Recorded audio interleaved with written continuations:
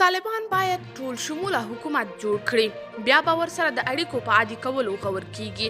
د ناروې لومړي وزیر یونس ټور ویلي د افغان طالبانو او نړۍ ترمنځ د اړیکو له عادي کېدو وړاندې اړینه ده چې دا ډله د خپل حکومت په اډانه کې پراخ سیاسي شمولیت ته لاره هواره کړي.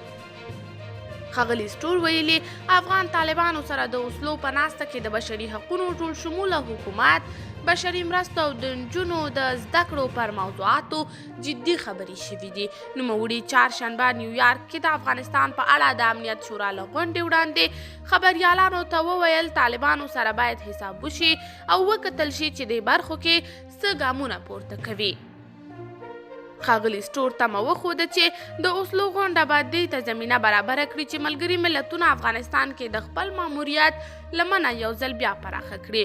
نوموړي وویل دا زموږ مسؤلیت دی چې د نړۍ پام افغانستان ته راواړوو. دا مهال میلیونونه افغانان له بشري ناورین سره مخ دي چې لږ تر لږه 1 میلیون ماشومان هم پکې شامل دي.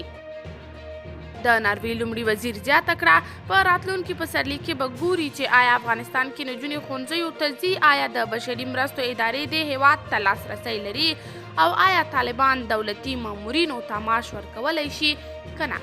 قدرمنو لیدونکو، تاسې په باب څه نظر لرئ؟ کمنټ کې شریک او چینل سبسکرایب کړئ.